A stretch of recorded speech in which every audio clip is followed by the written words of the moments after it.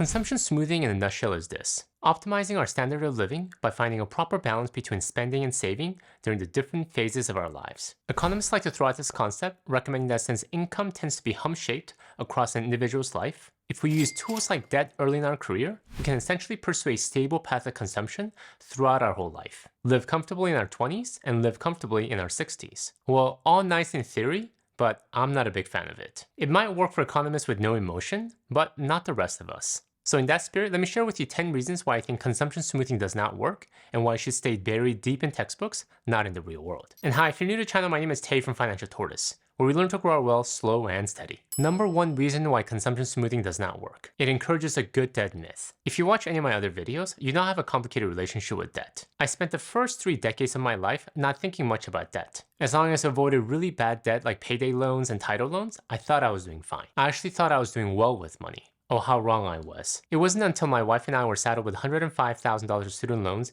immediately following our marriage, I experienced firsthand the traumatizing effect of debt. Consumption smoothing, while it doesn't outright encourage us debt, indirectly says it's okay. It says it's okay to borrow when you're young because you can pay those debt off when you're older. And we use this framework to borrow and justify our borrowing because we're only smoothing out our consumption. In addition, we think if we're getting good debt like student loans and home mortgage, then even better, right? They're increasing our earning potential as well as our net worth. In my perspective and personal experience, there is no such a thing as good debt. Now, I'm not going to go as far as saying debt is evil, but I feel strongly that we shouldn't get too friendly with it. I like to think of it as that one relative we have to tolerate because they're part of the family, but would never invite into our home if we can help it. Bottom line, don't believe in the good debt myth encouraged by consumption smoothing. Number 2 reason why consumption smoothing does not work: it encourages credit-funded lifestyle. In the line of good debt myth, the reason why debt is so attractive is because it instantly allows us to inflate our lifestyle beyond our immediate capability. If we didn't have access to debt, we would have a very different experience at the car dealership. We look at the car, then our bank account, and then either walk away or find a car that we can actually afford.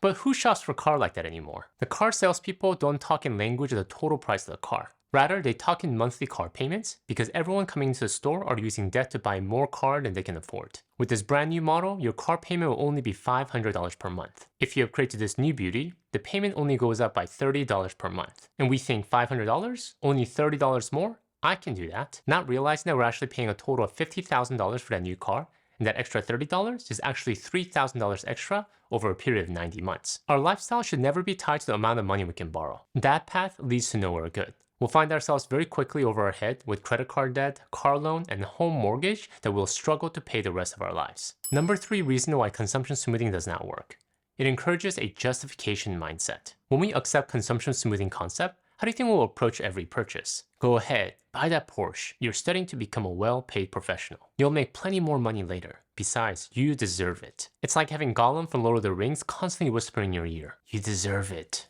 Buy it. Consumption smoothing. We as humans can justify anything if we put our minds to it. You may not believe it looking at my physique, but I was actually an athlete in my youth. I was a proud member of the junior varsity volleyball team in my high school, the 3rd string defensive specialist. That's what they would call the short kids who couldn't reach the net. And as you can guess, I didn't get much playing time. My seat was right next to the water cooler, so I spent more time passing down water cups to the starting lineup than actually in the court. Essentially one step up from water boy. But it was hard for me to accept that lot in my life. So I tell myself, yes, the coach isn't putting me in because she doesn't want me to get injured, or she's saving me for that crucial moment when she needs a star player. Sadly, none of this turned out to be true. I eventually got upgraded from almost water boy to assisting the scorecard, but that was the extent of my glorious volleyball career. The bottom line, besides the fact that I have no talent for sport, is the fact that we can justify anything if we put our minds to it. Don't use consumption smoothing to justify unnecessary spending. A quick interruption. For a limited time, I'll be opening up my calendar for one-on-one money coaching sessions. A time where you can connect with me directly, as well as receive personalized money coaching. The money journey is already hard, so sometimes you just want to get some unbiased feedback without judgment. If you think this could be a value add to your financial journey, please go to my website to learn more. I'll also have a link in the description below. Alright, with that said, let's get back to the video. Number 4 reason why consumption smoothing does not work: it discourages frugality. Frugality, in my humble opinion, is a cornerstone of wealth building. Dr. Thomas Stanley talks about in his book, The Millionaire Next Door, how the key trait he found common among all the millionaires he surveyed was this habit of frugality. What are the 3 words that profile the affluent? Frugal, frugal, frugal. However, when you think you're supposed to consumption smooth and think you can follow this logic, frugality goes out the window. Why the need for frugality? Why put yourself through all that misery? Why sacrifice today for tomorrow? It should actually be the other way around. Borrow from tomorrow for today so you can optimize your standard of living. Can you see how silly this sounds? How well do you think your tomorrow you will appreciate all your decision making today? I thought exactly the same way when I was in business school. I thought I'm getting my MBA, so I'll easily pay back all my student loans when I'm making the big bucks. Frugality was the last thing on my mind. I took on as much student loans as they would give me, and I lived it up. Renting the best apartment in Brentwood because I told myself I needed to be close to school. Eating out every night with my classmates because I needed to network, right? Several years later, I looked at my past self and was embarrassed that I made so many dumb mistakes. Only if I could take a time machine and go talk some sense into my old self. Don't think of frugality as only being associated with acts of being cheap or stingy. Being frugal is a necessary trait to building wealth. Number 5 reason why consumption smoothing does not work. In the line of discouraging frugality, it discourages other wealth-building habits. In addition to frugality, there are many other habits that are crucial to building wealth.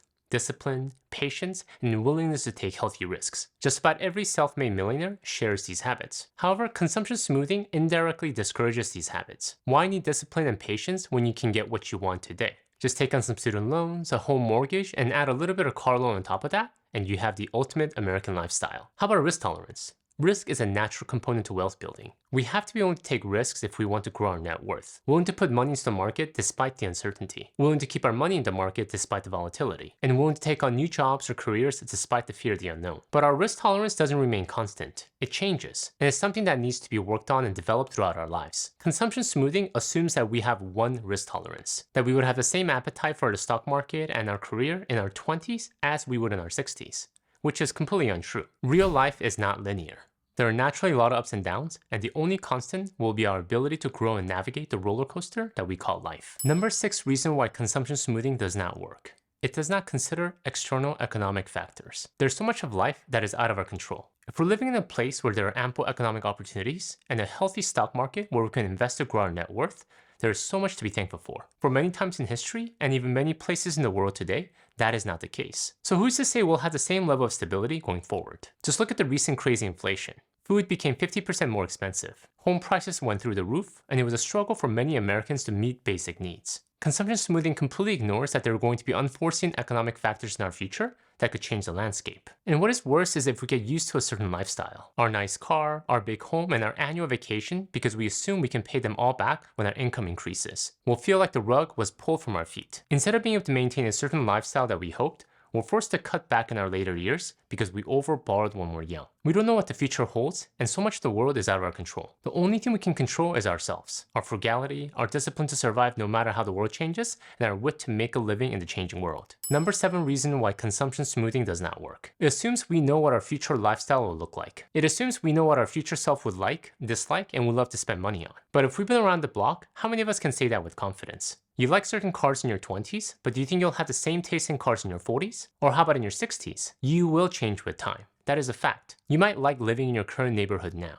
And you might think, yes, this is where I plan on spending the rest of my life. Therefore, I feel confident that my current budget will work for the next 30 years as well. But your future self may have a very different opinion. 10 years down the line, you might realize that you have a very different opinion about where you're living. And tied to the earlier point regarding how you have no control over certain factors, such as external economic factors, what if your neighborhood changes? And what if you don't like the changes? Then what? You set your budget to last you 30 years, thus you borrow to accommodate that budget. But circumstances and your desire to accommodate the circumstances has changed. In each of my careers, I thought I was going to remain within it much longer than I thought. When I first joined the military straight out of college, I thought I was going to be a lifer. Do my 20 years, get the pension, and move on. However, after a few years, I got the itch to explore what else the world had to offer. A desire that I had no idea that it existed. A 27-year-old Tay was very different from a 21-year-old Tay. In the same way I approached my late 30s. I thought I was destined to follow the corporate path the rest of my life. But I changed and my desires changed. Instead of wanting to be in the boardroom, I wanted to be a social media influencer. Or that could just be a midlife crisis and I'm going to regret it 5 years from now. Nonetheless, you have no idea what your future self will like or dislike. So the best financial plan is to anticipate that and create as much flexibility as possible. Number 8 reason why consumption smoothing does not work. Consumption smoothing doesn't incorporate unexpected events. In addition to external economic factors and us as individuals changing, there are also going to be tons of unexpected life events. What happens if the career path that we thought we were going to spend the rest of our life in doesn't work out the way we expected? Just look at how the taxi industry was impacted by rideshare apps, or how the video rental industry was completely destroyed by streaming services. If you borrowed money early on with the expectation that you would have a stable career for the rest of your life, you're now in a world of hurt. And how about if you have a health scare? These are definitely never planned. What happens if you can't work because of a health issue? Or you're saddled with unexpected healthcare costs? Life doesn't work out rationally. Things we thought would only happen to other people could and will happen to us. Our best plan is to plan that unexpected events will happen, not planning that life will unfold like a well-planned road trip. Which leads to the next reason.